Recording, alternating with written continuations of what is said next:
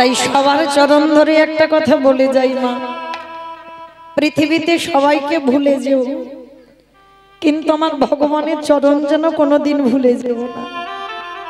কেন জানো, আমার ওই ছেলেটা কোনোদিন বলেনি আমায় শ্বেত পাথরের মন্দির গড়ে দাও। আমার ওই ছেলেটা কোনোদিন বলেনি রজনীগন্ধার মালা দিয়ে সাজিয়ে দাও। কোনোদিন বলেনি আমাকে দামি দামি অলংকারে সাজাও। ওই ছেলেটা ভক্তের কাছে শুধু একটাই জিনিস চায়, তোরা সংসার করবি বলে এলি, সংসার কর, তাতে আমার কোনো আপত্তি নাই, কিন্তু তোদের চরণে আমার নিবেদন সারা দিনের মধ্যে একবার আমার চরণে বসে যদি একজন ভক্ত নয়নে জলে, যদি বক্ষ যুগল ভাষাই বলি কৃষ্ণ তোমার হোলামে বলি, আমার ভগবান পৃথিবীর যেখানে থাকুক না কেন, আমার ভগবান তৎক্ষণাৎ ভক্তির দ্বারে ছুটে আসি। কেন জানো, আমার ভগবানের মতো আপনজন, ভগবানের মতো বান্ধব তোমার পৃথিবীতে আর কেউ হবে না। যদি বলেন বাবা এত বড় কথা কেন বললাম যে ভগবানের মতো বন্ধু আর কেউ হবে না, কেন জানো, এই পৃথিবীতে আমরা আসবার আগে যে আমাদের কথা ভেবে রেখেছি, বলো তোমা আমাদের আসবার আগে কেউ কি আমাদের কথা ভেবে রাখি? আপনারা বলবেন মৌমিতা কেন, আমার মা তো ভেবেছিল। আমি জন্ম নিলাম, আমার মার কোলে বসলাম, মার স্তনদুগ্ধ পান করলাম, তাহলে আমি জন্ম নিয়ে কি খাবো তার ভাবনাটা কেউ ভাবেনি, তার ভাবনাটা আমার ওই মাই ভেবেছে। কিন্তু না মা, এই জায়গাটা বোঝার ভুল, মা ভাবেন। মা যদি ভাবতো তাহলে আমিও একজন মা। এখানে অনেক আমরা মা বসে আছি, বলেন তো মা সন্তান গর্ভে 5 মাস বয়স হয় তখন মাতৃস্তনে দুগ্ধ আসে, তাহলে কি মা ওটা নিজে নিজে তৈরি করলো? মা যদি নিজে করতে পারত তাহলে একটা মাকে সন্তান গর্ভে আসবার আগে বলে দেখো তো, পারবে না। কেন পারবে না? ওটা তো মা নিজে তৈরি করেনি, গ্রাম প্রতিবেশী বন্ধু বান্ধব কেউ দিয়ে গেল না, তাহলে গেল কে? ওই বিশ্বের স্রষ্টা মালিক ভগবান। একদিনের একটা বাচ্চা জন্মগ্রহণ করে সে কি খাবে তার ভাবনা পৃথিবীতে কেউ ভাবে না, তার ভাবনা আমার ভগবান একাই ভেবে রেখেছে। তাহলে আমাদের আসবার আগে যে স্তনদুগ্ধ তৈরি করে দেয়, একদিনের বাচ্চা বেশি গরম খেতে পারে না, বেশি ঠান্ডাও খেতে পারে না, কতটুকু গরম, কতটুকু টক, কতটুকু ঝাল, কতটুকু মিষ্টি, কতটুকু লবণ দিলে একটা স্তনদুগ্ধ তৈরি হয়, আজ পর্যন্ত কোনো বৈজ্ঞানিক ভাবেনি। ভেবেছিল কে? না বিশ্বের স্রষ্টা মালিক ভগবান। নিতাই গৌর প্রেমানন্দে। তাহলে এই পৃথিবীতে বাবা সবাইকে ভুলে যেও, কিন্তু আমার ওই একমাত্র আপনজন তার চরণ যেন কোনোদিন ভুলে যেও না। সারা দিনের মধ্যে একবার যদি কৃষ্ণ বলে কাঁদো, ভগবান বলে এ জন্মে কৃপা নাই বা হলো। কি গো, এ জন্মে কীর্তন গাইছি আপনারা শুনছেন, এ জন্মে কৃপা নাই বা হলো, এর পরের জন্মে নাই বা হলো, তার পরের জন্মে কৃপা নাই বা হলো, কিন্তু বিশ্বাস ছাড়লে হবে না। ভগবানের কাছে জানাতে হবে দয়াময় আমার বিশ্বাস আছে কোনো না কোনো জন্মে আমি তারই কৃপা পাবো, আমি যেন সাক্ষাৎই তাকে দর্শন পাই। এই আর্তনাদটা আমার ভগবানের কাছে করে রাখতে হবে। সংসার করো, কারণ কলিযুগে বাবা সংসার ধর্ম বড় ধর্ম, যার জন্য দেবর্ষি নারদ শ্রীবাস পণ্ডিত হয়ে বাবা সংসার করলো। শুধু সংসার নয়, বিয়ে তো করলো, একটা সন্তান হলো যার নাম হলো কৃষ্ণদাস। তাহলে কলিযুগে সংসার করতে হবে। সংসার বাদ দিয়ে তো ভজন করা সোজা, সংসার করে দেখাও, সংসার করে ভজন করে দেখাও। তবে মায়েরা সংসারে যারা যারা আমরা নেমেছি সং সেজেছে কিন্তু সার বুঝেছি। সবাই সং সেজে আছে এখানে যতজন ভক্ত আমরা যারা বসে আছে দাঁড়িয়ে আছে, আমি কীর্তনিয়া সম্প্রদায়, সবাই সং সেজেছে কিন্তু সার কেউ হয়নি। তাহলে সংসার করার কায়দাটা তো আগে জানতে হবে। কি গো মাইরা, সংসার করার কায়দাটা কিরকম জানো? শোনো তাহলে একটু বলে দিই। ঢেকি দেখেছো? ঢেকি ঢেকি দেখেছো? এখন আর ঢেকি ঢেকি নেই, আগেকার দিনে ছিল। সেই পৌষ সংক্রান্তিতে পিঠে পুলি হবে, তখন বাবা আগে থেকে বাবা ওই চাল কুটাতে যেত, ছোটবেলায় দেখেছি। তো এখন সব তো বাবা মেশিন হয়ে গেছে। তো এই যারা ঢেকি দেখেছো দেখবে, ঢেকিতে ওই দুইজন পাত দেয়, তাই তো? দুইজন পাত দেয় আর একজন ঢেকির গোড়ের কাছে বসে ওই চালটাকে একবার করে ঘুরিয়ে দেয়। আচ্ছা মা, সংসারী মা সংসারের কাজকর্ম সেরে এইবার ঢেকিতে বসেছে, একটু চাল কোথাবে বলবো। হঠাৎ ছেলে এসে বলছে, মা স্কুলে যাব, আমার স্কুলের জামাটা কোথায় রেখেছো? মা কিন্তু কাজ করে যাচ্ছে, বলছে খোকা আজ আমার একটু কাজের চাপ আছে বাবা, তুই ওই আল্লাতে রাখা আছে, তুই জামাটা পরে স্কুলে চলে যা। আবার একটু পরে স্বামী এসে বলছে, হ্যাঁ গো গিন্নি, তুমি তো কাজ করতেই ব্যস্ত, তা তুমি আমার খাবার টাবার কি রান্না টান্না করেছো নাকি? আমি তো অফিসে যাব। মানে স্বামী ওখানে টেবিলে রাখা আছে, তুমি একটু আজকের বেড়ে খেয়ে নাও। এতগুলো কথা বলছে, বলো তো মা মনটা কোথায় আছে? দেখি গড়ের দিকে। একবার যদি গড়ে থেকে বাবা মনটা ছেলের দিকে চলে যায়, একবার যদি মনটা স্বামীর দিকে চলে যায়, তাহলে কি হবে? ঢেকিটা হাতে পড়বে, আর ঢেকিটা হাতে পড়লে নিতাই গৌর প্রেমানন্দে। তাহলে তত্ত্বটা বোঝালাম কি? সংসারে যারা করছো, দেহটা সংসারে রেখে দাও। মানে যেমন মনটা ঢেকির করে ছিল, দেহটা স্বামীর দিকে ছিল, ছেলের দিকে ছিল, সেই রকম তত্ত্বে বোঝাচ্ছে দেহটাও আমার সংসারে রেখে দাও। এই দেহ নিয়ে ছেলে পুলে মানুষ কাটো, খবরদার মনটা যেন ওই সংসারে ভিজিয়ে দিও না। সারাদিন সংসারের কাজ করো, কিন্তু মনটা যেন ঢেকির গড়ের মতো আমার গোবিন্দ চরণে থাকে। আর যারা সংসার এইভাবে করতে পারবে, দেহ সংসারে রেখে দেবে, মনটা গোবিন্দ চরণে রেখে দেবে, তার চিরে কৃষ্ণ প্রাপ্তি হবে। নিতাই গৌর প্রেমানন্দে।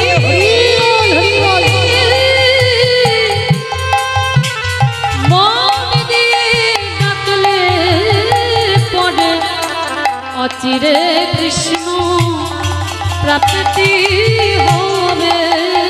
আস্তে যেমন মাইরা আমরা যেমন ভগবানের কাছে দেখবেন, প্রত্যেকটা মা আমরা কিন্তু একটা পুত্র সন্তানের জন্য কাঁদি। কি মা কাঁদি না? আচ্ছা বলো তো, একটা ছেলের জন্য কেন এত কান্নাকাটি করি? কেন? মুখে আগুন দেবে বলে? বাতি দেবে, বাতি দেবে, সংসারে প্রদীপ, তাই তো? আচ্ছা মা, এই যে কথাগুলো আমরা বলি, ভালো করে ভেবে চিন্তে উত্তর দেবে। একটা পুত্র কেন চাই? যে আমার বংশে যেন বাতিটা জ্বলে, মানে প্রদীপ জ্বলে। আচ্ছা, সন্তানটা যদি প্রদীপ দেওয়ার মতো তৈরি করো, তবে তো প্রদীপ দেবে। ভালো করে বুঝতে হবে। বলে একটা ছেলে দাও তো ছেলে দাও, প্রদীপ জ্বলবে, কিন্তু যদি তাকে প্রদীপ জ্বালাতে শেখাও, তবে তো প্রদীপটা জ্বলবে। আর যদি প্রদীপ জ্বালাতে না শেখাও, তাহলে কি মা এমনি এমনি হাওয়া কলে প্রদীপ জ্বলবে? হ্যাঁ, তাকে সন্ধ্যা দেওয়া শেখাতে হবে, তাকে কৃষ্ণ ভজন শেখাতে হবে। তাহলে শেখাবে কে? বাবা নয়, মা। বাবা হলো বীজ, মা হলো ক্ষেত্র বা মাটি। বীজটা বপন করা হলো, এই মাটিটা যদি নোনা লেগে যায়, মাটির ফসল জীবনে ভালো হবে না। আপনারা অনেকে প্রশ্ন করবেন, মৌমিতা তুমি তো শুধু বলছো মাটি নাকি গন্ডগোল হলে ফসল ভালো হবে না। আচ্ছা কই বাবাদের তো বলছো না? বলে গন্ডগোলটা তো বাবাদের হয় না। যদি বলেন এ কথাটা আমার নয়, আমি গ্রন্থ ছাড়া বাবা একটা কথা বলবো না। কারণ শুধু মায়েদের জন্য ছেলে খারাপ হয়, বাবা নয়। বাবাদের যদি সন্তান খারাপ হতো, তাহলে এই যে বাবা কয়েকদিন আগে মহালয়া হয়ে গেল, অসুরদের আর দেবতাদের দ্বন্দ্ব হলো না, যুদ্ধ হলো না, দেখেছো তো? এখন আর সেই ছোটবেলায় ছুটোছুটি করে মহালয় দেখার আর ইচ্ছা নেই, তাই না? এখন সব হাতে হাতে মোবাইল হয়েছে। সারাদিন যদি মনে করো সারাদিন তুমি মহালয় দেখবে, কিন্তু আগেকার দিনটা ছিল একেবারে আলাদা, তাই না? সেই মহালয়ের দিন একে ভোর ভোর আর ঘুম হতো না, বাড়ি সবাই উঠে গিয়ে মহালয় দেখতে বসতাম। কিন্তু এই যে অসুর আর দেবতাদের যুদ্ধ হতো, এরা কিন্তু মনে রেখো বাবা, এরা অন্য কেউ নয়, এরা সব কটা ভাই ভাই, সব ভাই ভাই, এরা কেউ অন্য নয়। মানে বাবা একটা, মাগুলো সব আলাদা। এই জায়গাটা খুব মন দিয়ে শুনতে হবে মা, আর এই জায়গাটা শুনলেই তাহলে আপনারা বুঝতে পারবেন আমার বাবাদের কোনো দোষ থাকে না, দোষ হয় এর মতো নারী জাতিদের। এই নারী জাতিদের দোষটা কেন বললাম, তার কারণও আছে, এইটা শুনলে আপনারা মন দিয়ে বুঝতে পারবেন। তাহলে অসুর আর দেবতা এদের বাবা একটা, মাগুলো সব আলাদা। তাহলে বাবা একটা হলো, আর মায়ের ভুলের জন্য বাবা একটা মায়ের সন্তান হলো অসুর আর একটা মায়ের সন্তান হলো দেবতা। এটা কি করে হলো এটাই জানতে হবে। আমরা তো চাইতে জানি না গো, ঘোর কলিযুগ আসছে, চাইতে জানি না। স্বামীর কাছে যে সন্তানটা চাইবে, সেই দিন ক্ষণ তিথি নক্ষত্র লগ্ন বার দেখে তবে তো তোমার সন্তানটা চাইতে হবে। তাহলে আমরা চাইতে পারি না, তার জন্য অসুরের মতো সন্তান হয়, আর চাওয়াটা যদি ঠিক হয় তাহলে তো দেবতাদের মতো সন্তান হবে। তাহলে একটু বলি শুনবেন কেমন, প্রত্যেকে চৈতন্য ফিরবে। কশ্যপ মুনি নামে এক মুনি ছিল বাবা। এই কশ্যপ মুনির 4টে স্ত্রী ছিল, 17টা স্ত্রী ছিল, কিন্তু 4টে পাট রানী। যেমন দশরথের বাবা 750 বউ ছিল, 750। তার মধ্যে 3টে হচ্ছে প্রধানা, কৌশল্যা, কৈকেয়ী, সুমিত্রা।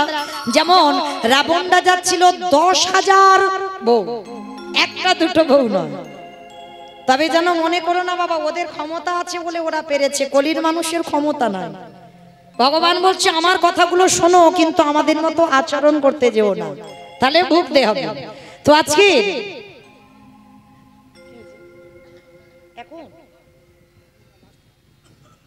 এখন বাবা এখন না, এখন দিতে নেই তো, শেষে কীর্তন শেষ হোক, কীর্তন শেষ হোক তারপর এখন রেখে দেন।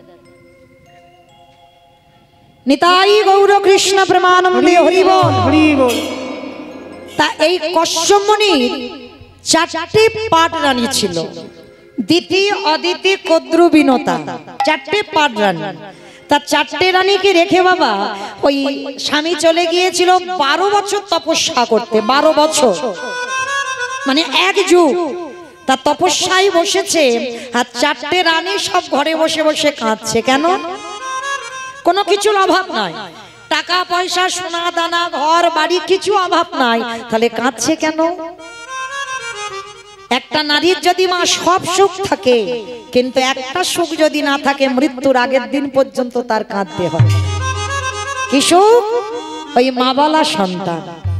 তার 4টে রানী ঘরে বসে বসে কাঁদছে, আর ওদিকে কশ্যপ মুনি তপস্যায় বসেছে বাবা, কিছুতে আর ধ্যানে মন দিতে পারছে না, বারবার চঞ্চল হয়ে যাচ্ছে মন। এমন সময় 12 বছর পর স্বামী ফিরেছে।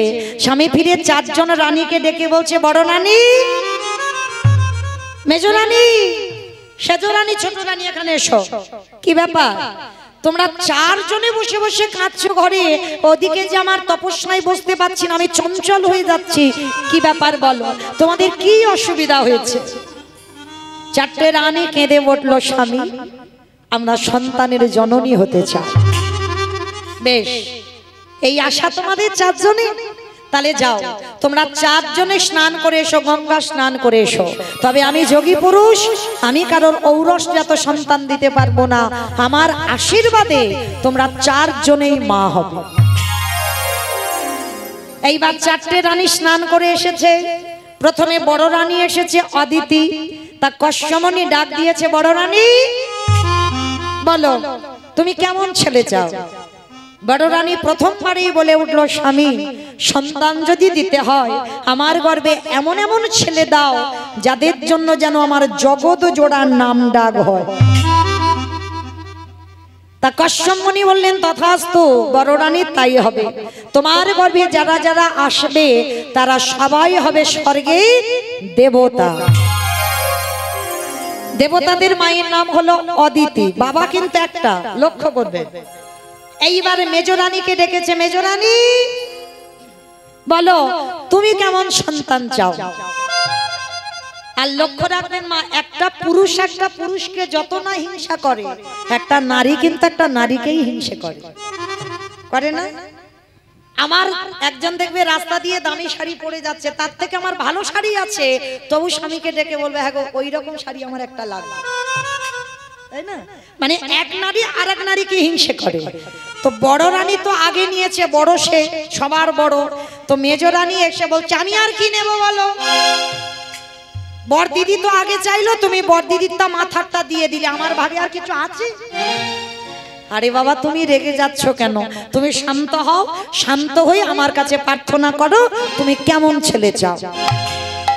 মেজ রানী বড় রানীর হিংসায় জর্জরিত হয়ে মেজ রানী চাইলো তাহলে দাও, সন্তান যদি দিতে হয় ওই বড় দিদির ছেলে থেকে আমার ছেলেরা যেন দ্বিগুণ শক্তিশালী হয়। সে কি তুমি বড় দিদির হিংসায় সন্তান চাইছো যে বড় দিদির ছেলে থেকে তোমার ছেলেরা শক্তিশালী? হ্যাঁ আমার ওই রকম ছেলে লাগবে। বেশ, তুমি যখন প্রার্থনা করেছো, তুমি যেমন প্রার্থনা করলে আমি তেমনই দিলাম। তোমার গর্ভে যারা আসবে তারা হবে সবাই অসুর। মেজ রানী দ্বিতীয় গর্ভে এলো সবাই অসুর, মানে বড় রানীর সন্তান হলো দেবতা আর মেজ রানীর সন্তান হলো অসুর। আর 3 নম্বরের মানে তৃতীয় রানীকে ডাক দিয়েছে, সেজ রানী এদিকে এসো, বলো তুমি কেমন ছেলে চাও। সে তো বাবা আরো রেগে যেন একেবারে চোখ মুখ লাল করে আছে। মানে বড় দিদি আগে নিয়ে নিল, মেজ দিদি আগে নিল, আমার ভাগে আর ভালো কিছু আছে? সবচেয়ে শেষেরটা পড়ে আছে। সেজ রানী বাবা এমনি সেজজন একটু বাবা বধ হয়, তো সেজজন রেগে গিয়ে একেবারে বললেন আমি আর কি চাইবো বলো, তুমি তো বড় দিদিকে দিলে, মেজ দিদিকে দিলে, আমার ভাগে আর কিছু আছে? আরে বাবা তুমিও তো রেগে যাচ্ছ কেন? তুমি শান্ত হও, কারণ আমার কাছে সন্তান কামনা করছো, একটু শান্ত হয়ে চাও, বলো তুমি কেমন ছেলে চাও। শান্ত পরে হব, দিতে যদি হয় তাহলে ওই বড় দিদির ছেলে নয়, মেজ দিদির ছেলে নয়, আমার গর্ভে এমন ছেলে দাও যেন আমার ছেলেদেরকে দেখে পৃথিবীর সবাই ভয়ে থরথর করে কাঁপে। চমকে উঠল কষ্ট। কদ্রু সে কি তুমি আমার কাছে সন্তান চাইছো, তোমার সন্তানকে দেখে সবাই ভয় পাবে? হ্যাঁ আমার ওই রকম ছেলে লাগবে। প্রথমেই বলেছি মা বাবা একটা, তাহলে চাওয়ার গন্ডগোল হচ্ছে। এইবার কদ্রু যেই না চাইলো আশীর্বাদ দিয়ে দিল, বেশ তোমার ছেলেকে দেখে বড় রানী মেজ রানীর ছেলে নয়, সবাই ভয় পাবে পৃথিবী। তোমার গর্ভে যারা আসবে তারা সবাই হবে এক একটা বিষধর সাপেদের মা। পৃথিবীতে যত রকমের সাপ আছে সাপেদের মা হলো কদ্রু।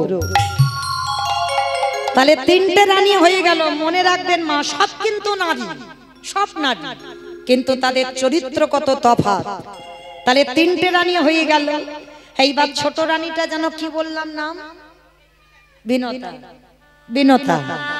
এইবার যেই না বাবা ওই বিনতা সবার পিছনে, অত ছোট সবার পিছনে বসে বসে কাঁদছে, কশ্যপ মনে ডাক দিয়েছে। ওটা খুব আদরের স্ত্রী, তবে স্ত্রী নয়, বউও নয়, সহধর্মিণী।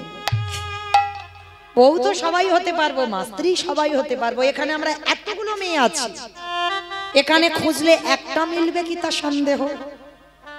সহধর্মিণী সবাই হতে পারে না।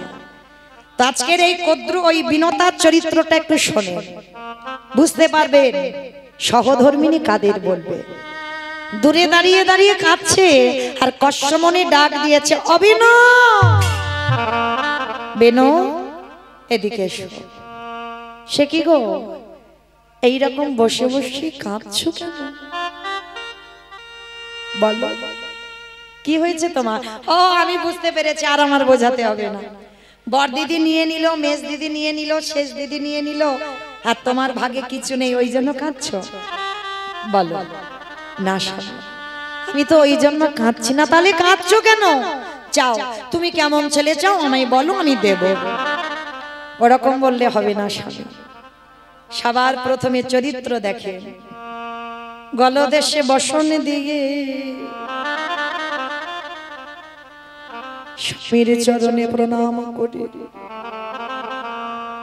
স্বামীকে বললেন, স্বামী গো, আগে সত্য করো, যেমন সন্তান চাইবো দেবে। আরে বাবা, তোমার বড় দিদি, মেজ দিদি, শেষ দিদিকে দিলাম, তোমায় দেবো না? বলো তুমি কেমন? না, ওরকম করে নয়, আগে আমার মাথা ছুঁয়ে প্রতিজ্ঞা করো, যেমন চাইবো তেমন দেবে। আরে বাবা, বলছি তো, তুমি যেমন ছেলে চাইবে আমি দেব দেব দেব। ওগো স্বামী গো, দিতে যদি আমারে বড় দিদির মতো সন্তান চাই না, আমারে মেজ দিদির মতো সন্তান চাই না, আমারে শেষ দিদির মতো সন্তান চাই না। সন্তান যদি দিতে হয় তুমি আমারে গর্ভে একটাই সন্তান দিও। সে কি গো, এরা এতগুলো করে চাইলো, তুমি একটাই বলে? হ্যাঁ, মনে রেখো মা, 10-5টা দরকার নেই, একটা যেন 10-এর একজন হয়। বলে আমার একটাই সন্তানে দিও, কিন্তু কথা দাও সে যেন কৃষ্ণ বলে বলে কাঁদিতে পারে। আমার অন্য নিতাই গৌর প্রেমানন্দে হরি বল হরি বল হরি বল।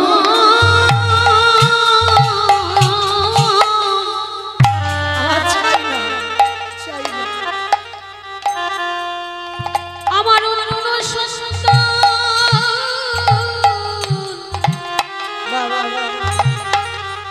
চাহি না স্বামী,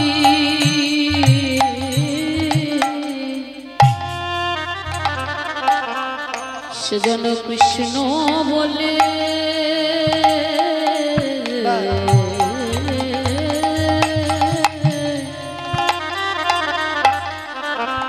কৃষ্ণ বলে কাঁদিতে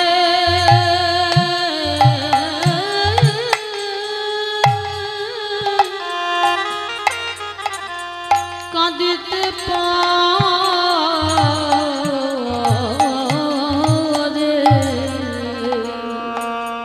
কষ্ট মনে ছুটে গিয়ে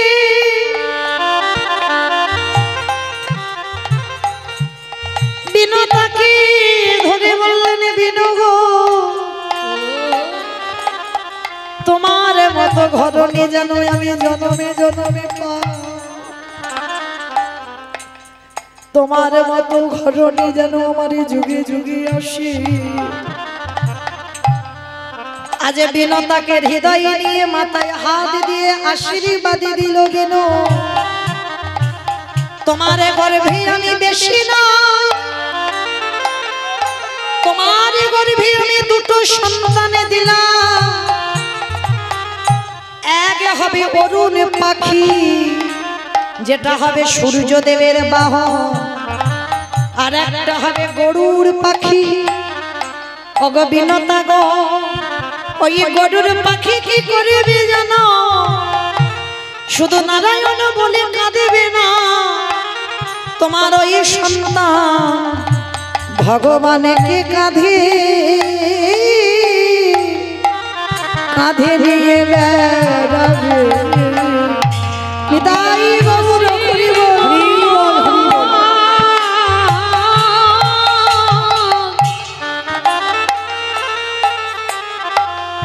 আমি এই আশীর্বাদ করে রাখলাম, সে যে ভগবানকে কাঁধে নিয়ে চলতে পারবে। ওগো স্বামী গো, ওগো স্বামী,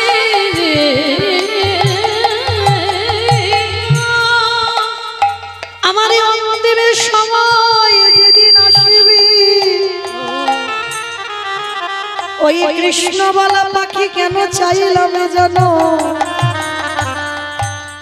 যেদিন আমারে যাবারে বাঁশি বেজে যাবে, যেদিন আমার চরণ আর কৃষ্ণ মন্দিরে যাবে না, যেদিন আমার হাত দুখানা আর তুলসী তার চরণে দেবে না, যেদিন আমার কর্ণ আর কৃষ্ণ নাম শুনবে না, যেদিন আমার জিহ্বাতে কৃষ্ণ নাম আর আসবে না, যেদিন আমি এই নয়নে আর কৃষ্ণ রূপ দেখতে পাবো না, ওই কৃষ্ণ বলা পাখি কেন চাইলাম জানো, আমার মৃত্যুর সময় আমার পাশে বসে আজ কৃষ্ণ কৃষ্ণ নাম শোনাইবে, আমি কৃষ্ণ তাই গৌর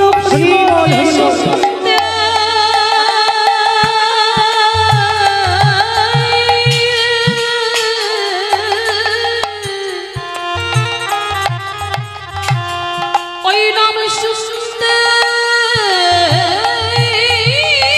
শুনতে আমি ভব ছেড়ে চলে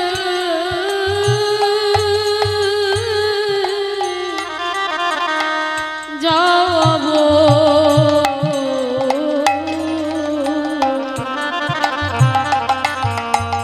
আমার ভব পারের রাস্তা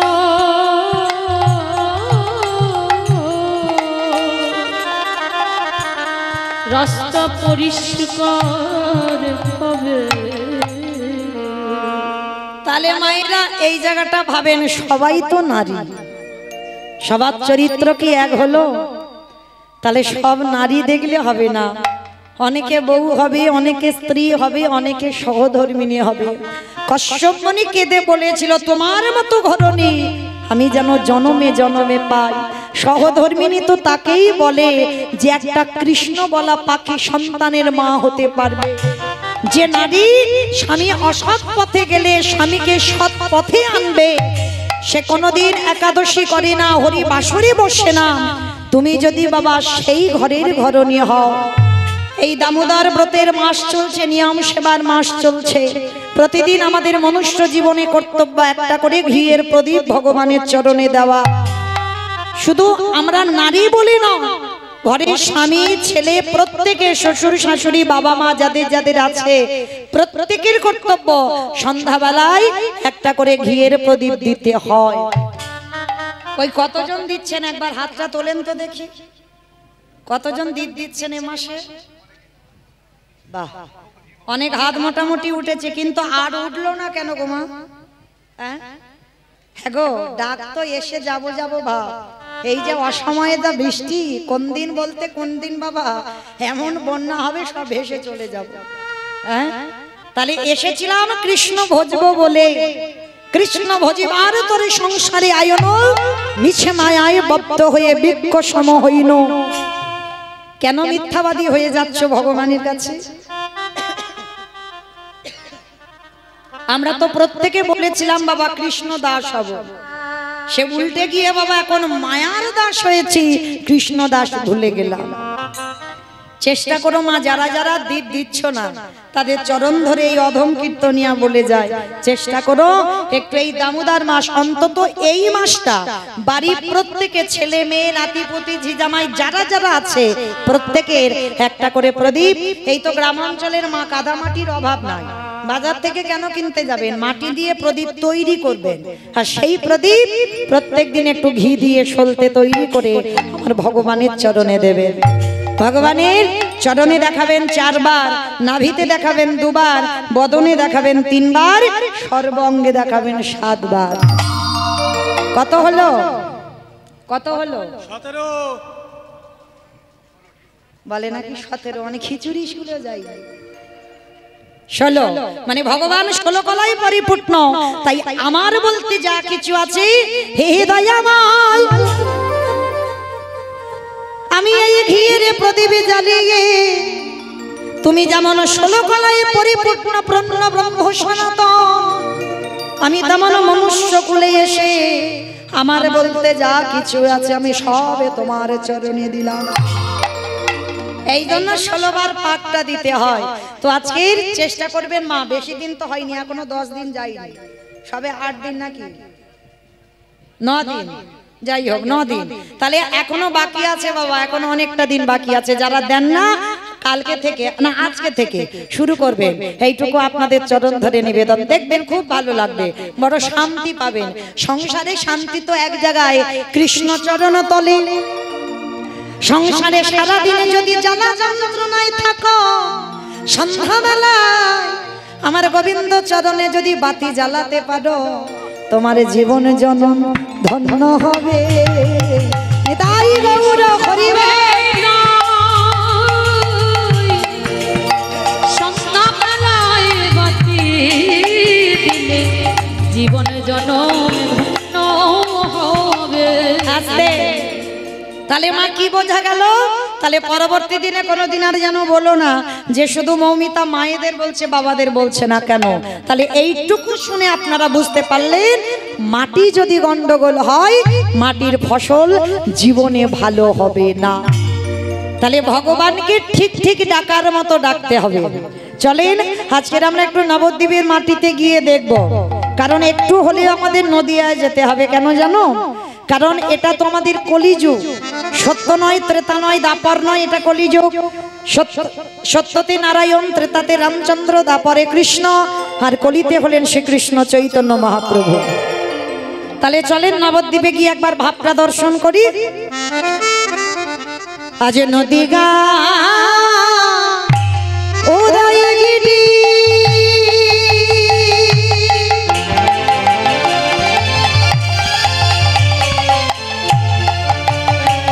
পূর্ণচন্দ্র গৌরহরি নদীরাই উদয়গিরি। আস্তে ওমা একটা কথা বলি একটা কথা, ঝগড়া করতে গেলে প্রথমে করে নেওয়া ভালো। আর মাঝ রাস্তায় যদি গিয়ে বাবা ঝগড়া করি তাহলে মারামারি হবে। তাহলে মাঝ রাস্তায় কিছু করব না, এখন বলে নি। এই কীর্তন শুনতে গেলে ভগবানের জন্য একটু কাজকর্ম করতে হয়। কি মা কাজগুলো কি কি জানো তো? হ্যাঁ হ্যাঁ, বসে বসে ঘুমোতে হয়। দুপুরবেলা নাকি ঘুমাবে, এটা রাত হলে নয় হতো। হ্যাঁ অনেকে ঘুমায়, এই যেমন এর অভ্যাস, মানে একটু অন্ন সেবা করলে একটু নাক ডাকিয়ে ঘুমায়। পান্তা খেয়েছে গো? পান্তা খেয়েছে? পান্তা খেয়েছো না? পান্তা খাইনি। তাহলে বাবা, তাহলে আজকের এই কীর্তন শুনতে গেলে 3টে বস্তু দরকার, শঙ্খধ্বনি, উলুধ্বনি, আর যাদের যাদের হাত আছে প্রেম সে আত্মনিবেদন। কি মা হাত আছে তো? কই একবার দেখান। নিতাই গৌর প্রেমানন্দে হরি বল হরি বল হরি বল। বাহ, কই এবার একটু প্রেম সে উলুধ্বনি দেন তো দেখি একবার। আজ নদীগা উদয়গিরি আমার গোনারি গুনা গুনা গুনা গোনারি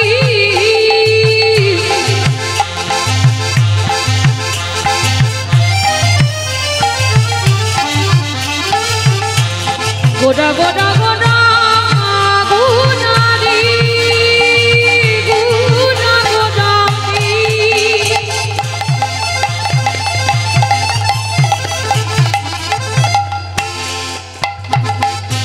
ওই নদীয়ার জাহাজে গোনা আমার রানী। নিতাই গৌর প্রেমানন্দে হরি বল। আজ নদিয়া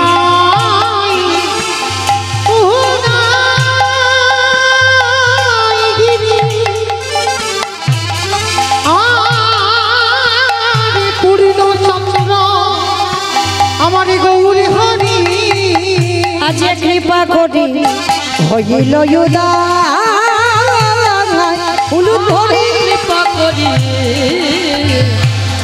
হইলে কৃপা করে হইল আজ সোনার নদী গৌর দয়া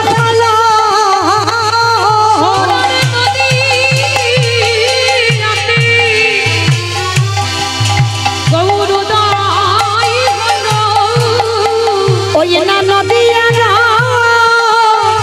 ভাগাকাশে ওই নদিয়াতে উদয় হলো ওই না কৃষ্ণ প্রেমে প্রচারিতে নদিয়াতে উদয় হলো বলি রাধা প্রেমে আস্বাদিতে নদিয়াতে উদয় হলো বলি ধুলাই গদা গদিতে নদিয়াতে উদয় মুখে হরি হরি হরি বলে নদিয়াতে উদয় হলো মুখে হরি হরি হরি বলে নদিয়াতে উদয় হলো নদিয়াতে উদয় হলো কৃপা করে হইল আস্তে নদিয়ার ভাগাকাশে ব্রজেন্দ্র নন্দন কৃষ্ণ গৌর হয়ে এসেছে। তো মায়েরা ভগবানকে পেতে গেলে সবার আগে আমাদের একটা জিনিস দরকার, যেটা হচ্ছে বিশ্বাস। ভগবানকে পেতে গেলে সবার আগে একটা জিনিস দরকার, যেটা হচ্ছে বিশ্বাস। সেইটাই তো আমাদের নাই। কি মা আছে?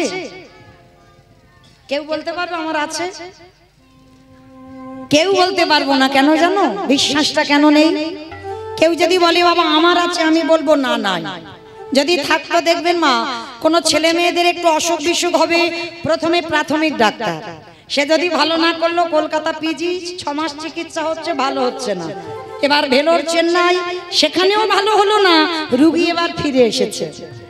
এবার সবাই বলা বলি করছে ওখানে শীতলামার ভর হয়, ওখানে পঞ্চানন্দের ভর হয়, ওখানে শিব ঠাকুরের ভর হয়। যে যেটা বলবে সেটা করবে। কই একজন ভক্ত কোনোদিন পেরেছেন আমার ভগবানের চরণে ফেলে দিয়ে রাখতে? ঠাকুর রাখলে তুমি রাখবে, মারলে তুমি মারবে, কারণ যেতে তো হবে। তাহলে রাখার মালিক তো তুমি, তাহলে রাখলে তুমি রাখবে, আর বাঁচালে তুমি বাঁচাবে, আর মারলে তুমি মারবে। কেউ পারবো এই জিনিসটা করতে? পারবো না। কেন পারবো না? আমাদের বিশ্বাস নেই। তাহলে আমরা মনুষ্যকুলে জন্ম নিয়ে আমাদের বিশ্বাস নেই, কিন্তু জানো মা, যাদের পাখি কুলে জন্ম, মানে পাখি মানে ক্ষুদ্র প্রাণ, একটু মন দিয়ে শুনবেন এই কথাটা, ক্ষুদ্র প্রাণ তারাই কিন্তু আজকের ভগবানের কৃপা লাভ করেছিল। তারাও কিন্তু ভগবানের কৃপা লাভ করেছিল। কেন জানো? বলবো একটু পরে। চলেন আজকের আমরা সবাই এই যে চৈতন্য মহাপ্রভু কলিকালে গৌর হয়ে এসেছে, তাহলে আগে আমরা জানবো এই গৌর হয়ে আসার কারণটা কি, আর কে বা এনেছিল আমার কৃষ্ণকে কলিযুগে গৌর করে। এনেছিল কে জানো? যিনি শান্তিপুরে, যার নাম ছিল বুড়ো অদ্বৈত আচার্য গোসাই। এই অদ্বৈত আচার্য গোসাই কে বলো তো? মহাদেব। বাহ! অদ্বৈত আচার্য গোসাই তিনি হলেন বাবা ভোলানাথ। এই ভোলানাথের একটা নাম হচ্ছে মৃত্যুঞ্জয়। কেন মৃত্যুঞ্জয় বলা হলো? সত্য যুগে শিব ছিল, ত্রেতা যুগে শিব ছিল, দ্বাপর যুগে শিব ছিল, কিন্তু কলি যুগে ওই বাবা হয়েছে অদ্বৈত আচার্য গোসাই। তাহলে আজকের আমরা জানবো যে 3 যুগে বাবা শিব হলো, কলি যুগে কি এমন ঘটনা ঘটলো যে বাবা কলি যুগে শিব হতে পারছে না?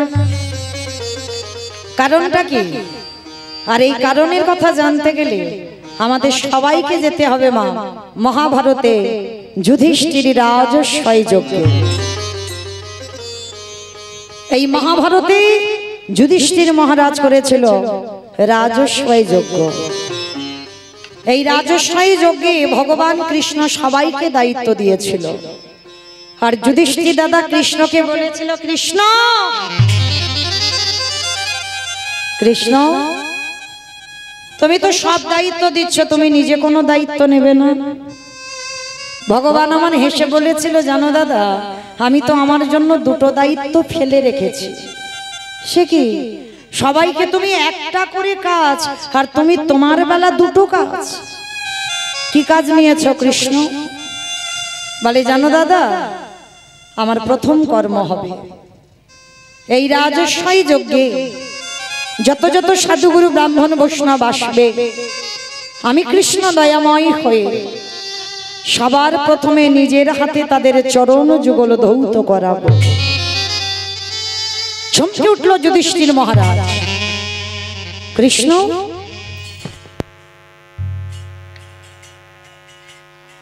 যুধিষ্ঠির মহারাজ বলেছিল, কৃষ্ণ কৃষ্ণ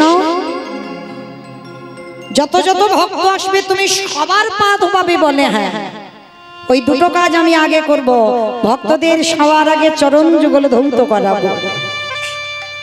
আচ্ছা মা বলেন তো, যিনি বিশ্বের শ্রেষ্ঠ মালিক ভগবান, যার কোনো কিছু অভাব নাই, যে মনে করলে পৃথিবীটাকে এক সেকেন্ডে লয় প্রলয় করে দিতে পারে, সেই ভগবান আজকের পা ধোবাচ্ছে কেন ভক্তদের?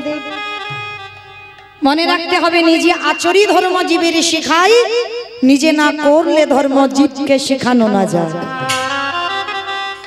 ভগবান নিজে আগে আচরণ করে শিক্ষা দিচ্ছে, ওরে কলির জ্ঞানন্ধ জীব, তোদের দুয়ারে যদি কোনোদিন সাধুগুরু বৈষ্ণব আসে, সবার আগে চেষ্টা করতে হবে মা, সবার আগে ঘটিতে করে জল নিয়ে তাদের পা ধোয়াতে হবে।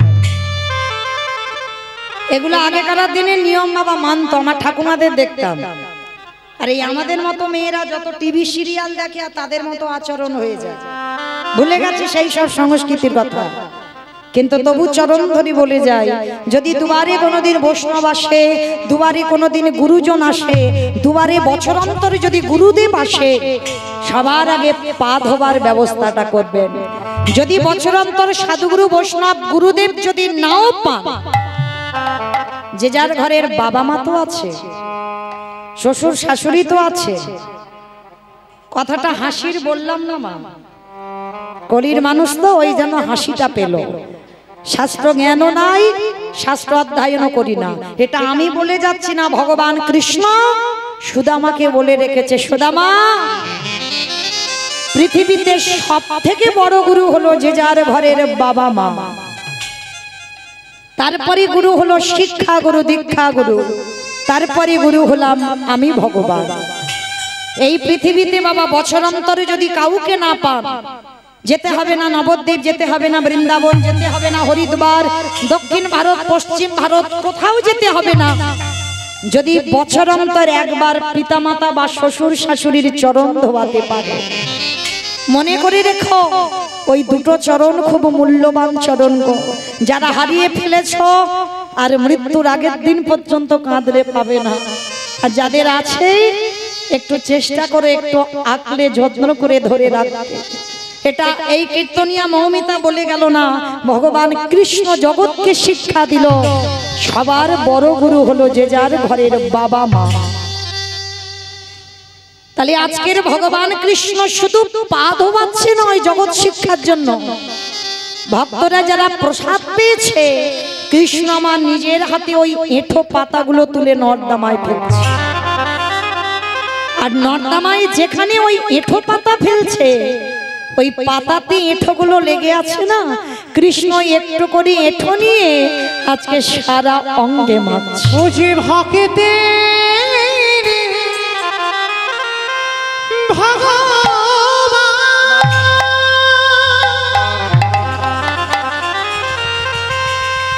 ও যে ভক্ত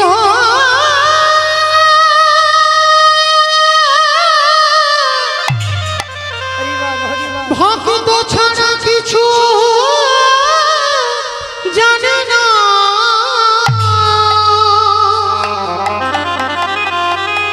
তাই তো যুগে যুগে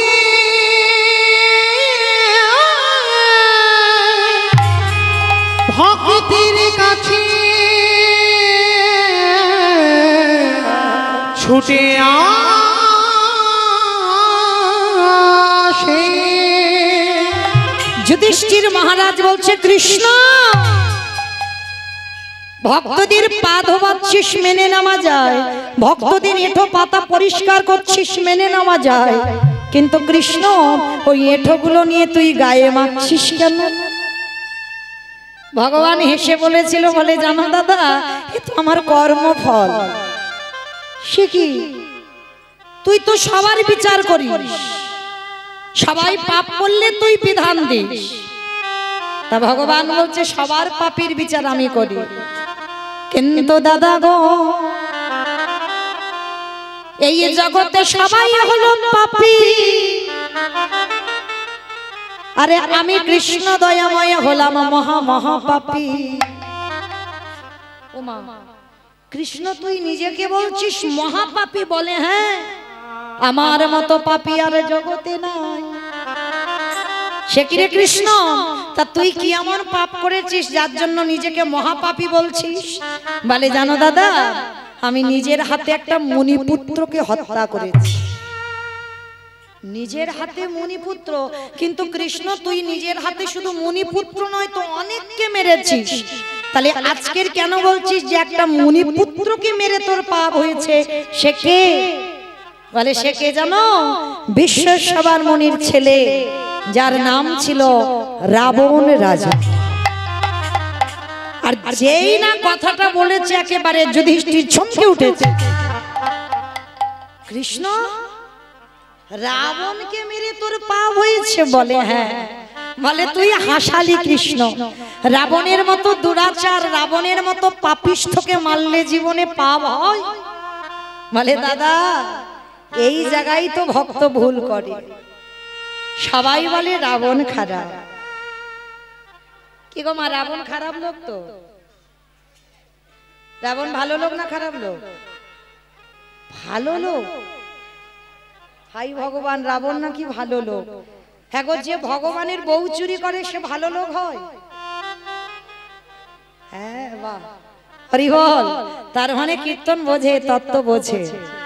শুধু মানুষের বাইরেটা দেখে বিচার করলে হয় না বাবা।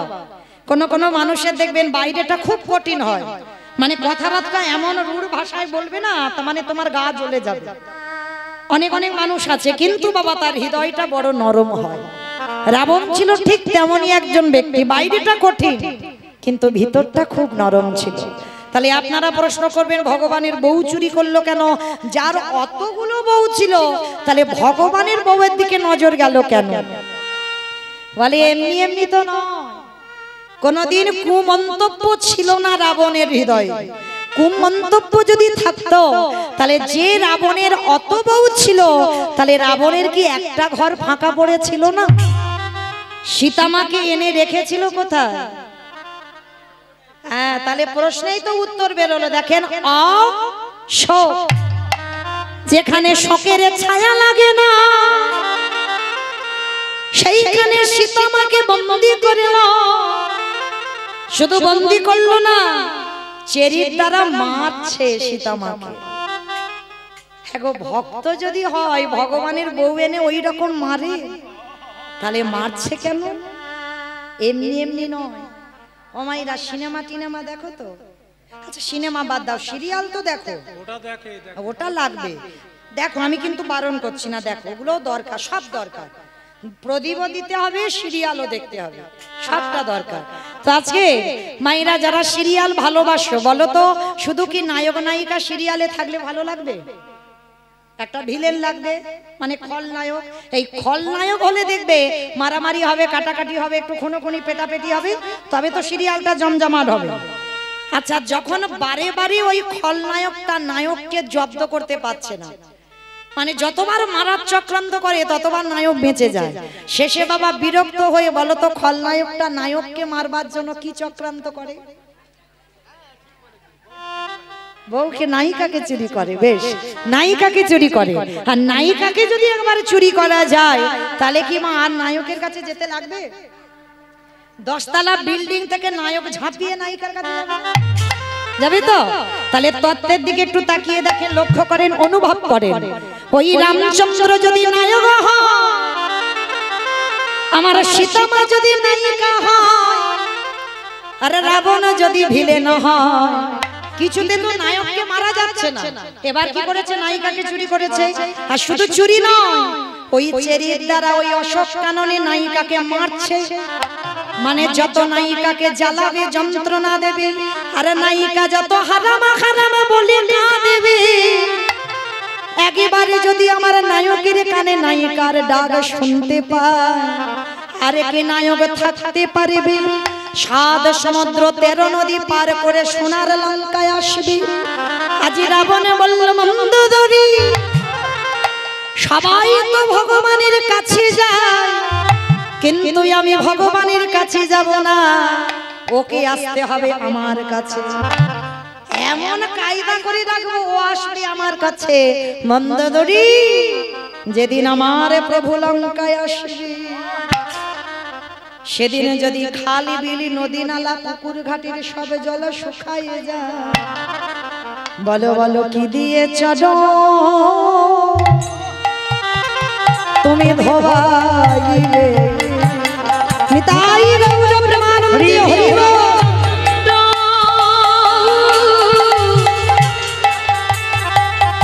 যেদিন প্রভু রামচন্দ্র লঙ্কায় আসবে সেদিন কি দিয়ে চরণ ধোয়াইবে। আসলে আজকে সেই রাবণ রাজাকে মারল কে না রঘুপতি রামচন্দ্র। আর রামচন্দ্র মেরে রামচন্দ্রের সর্বশরীরটা পাপী হলো। সেই পাপ ধুচ্ছে কবে? যুধিষ্ঠির রাজস্বই যজ্ঞে। এইবার সেই চরণ যুগল ধৌত করতে গিয়ে আর আমার বাবা ভোলানাথ একটা কুকুর রূপ ধারণ করলো। কেন? যাতে আমার কৃষ্ণ ভোলানাথের পাটা ধোয়াতে না পারে। আর ওই কুকুর রূপ ধারণ করে আমার ভোলানাথ পিছন থেকে এসে ওই পায়ের ফাঁক দিয়ে সবে মাত্র যজ্ঞে ঢুকবে বলে পায়ের ভিতরে মাথাটা আর যেই দেবা সঙ্গে সঙ্গে বাবা কৃষ্ণ দুটো হাঁটু নিয়ে কানের কাছে চেপে দিয়ে এইবার দেখ কেমন লাগে। আর যত চেপে ধরে কুকুর কি করবে? ছটছট করবে না? বারবার বলছে কৃষ্ণ ছেড়ে দে, কৃষ্ণ ছেড়ে দে, কৃষ্ণ। বলে ছাড়বো বলে ধরি নাই। তোমার মতো বৈষ্ণবীর দুটো পা ধোবালে বোধহয় কম হতো, তাই তো কৃপা করে করুণা করে আমার জন্য এক্সট্রা দুটো জুড়ে দিয়েছ। আমার শিব ঠাকুরের কটা পা? দুটো পা। আর কুকুরের কটা পা? 5টা। 4টে পা, তাই তো? 4টে পা। তাহলে ভগবান বলছে তোমার মতো বৈষ্ণবের দুটো পা ধোবালে আমার জীবনে কম হতো, ওই জন্য তো তুমি আমার জন্য আরো এক্সট্রা দুটো দিয়েছ। এবারে দাহু দাহু চলো বানাইয়ে দাও। নিতাই গৌর হরি বল। বৈষ্ণব গোসাই দাও দাও চরণ বাড়াই দাও। আস্তে। এইবার ভগবান কুকুরটাকে আষ্টে পিষ্টে বেঁধেছে। আর বেঁধে কি করেছে জানো? কুকুরের 4টে পা এক জায়গা করে কৃষ্ণ এবার পাটা ধোবাবে কি করে জানো? সবার পা ধোবাচ্ছে ওই ঘটিতে করে জল দিয়ে। আর বৈষ্ণবকে কোন জায়গা দিয়েছে দেখেন ভগবান? ওই কুকুরের 4টে চরণ কৃষ্ণ আমার বুকে ধরে খালি বিলি নদী নালা পুকুরে ঘাটের জলে ন কৃষ্ণ আমার চোখের জলে চরণ ধোবাইছে। বলিয়ারে তো চরণ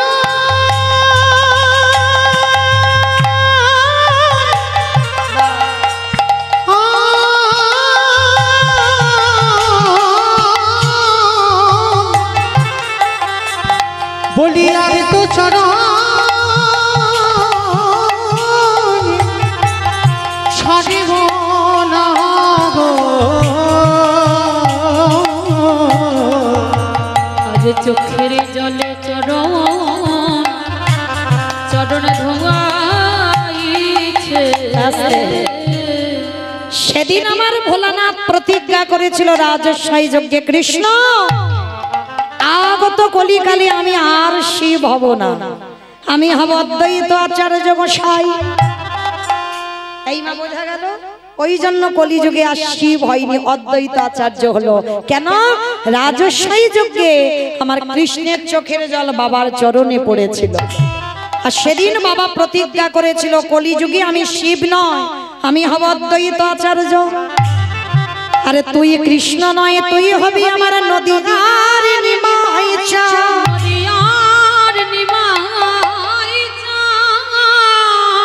আমি 12 বৎসর তুলসী ভাসিয়ে তোকে আহ্বান করব।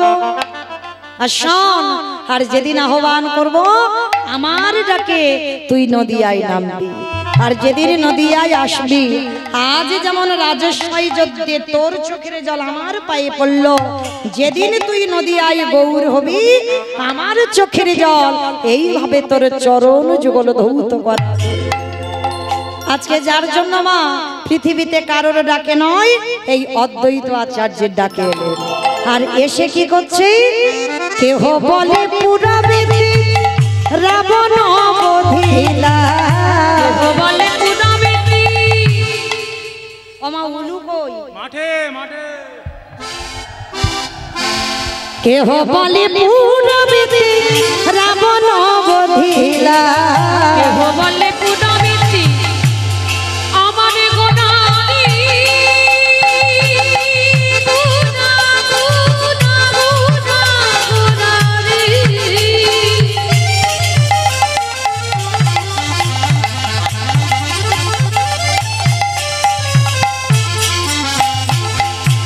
গোরা গোরা গোরা গুনারি গুনা গুনারি।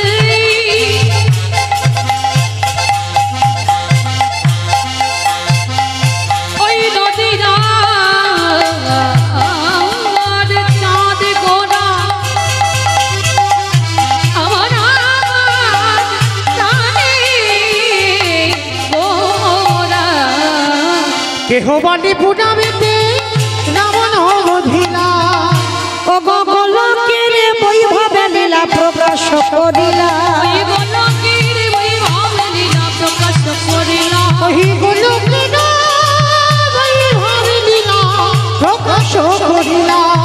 শ্রী রাধারে ভাবে গোড়ায় অবতার, রাধারে ভাবে রে গোরা বাবুতা। হরি শ্রীরাধারি ভাবে এবে গোড়ায় অবতার। ওই রাধারে ভাবে রে গোরা বাবুতা। হরে কৃষ্ণ নামে গৌরে করিলা প্রচার, ওই হরে কৃষ্ণ নাম গৌ করিলা প্রচার। ওই হরি কৃষ্ণ নাম গৌর হরিলা প্রচার। এইবারে লীলা প্রকাশ হলো, এইবারে লীলা প্রকাশ হলো, এইবারে লীলা প্রকাশ হলো, এইবারে লীলা প্রকাশ হলো। গোলকের বৈভবে লীলা প্রকাশ ওই করিলা, গোলকের বৈভব লীলা প্রকাশ করিলা। ওই গোলকের বৈভব লীলা প্রকাশ করিলা। বাসুদেব ঘোষে কহি গরি জোড়হা, করি জড়হা ও গোছে গো সেই কৃষ্ণ সেই তো জগন্নাথ, অবশ্যই তো যাব না। বাসুদেব ঘোষে কহে এইবারে লীলা প্রকাশ হলো। বাসুদেব ঘোষে কহে এইবার লীলা প্রকাশ হলো।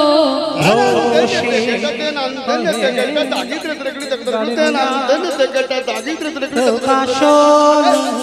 বাসুদেব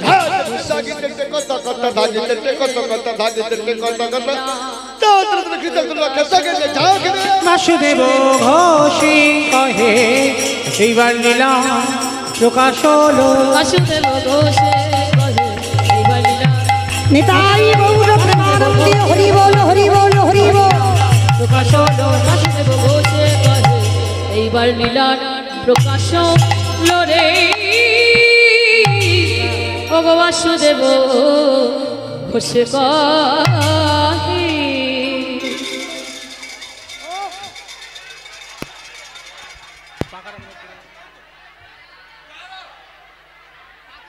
পাখাটা পড়ে গেছে, স্ট্যান্ড ফ্যান ছিল পড়ে গেছে।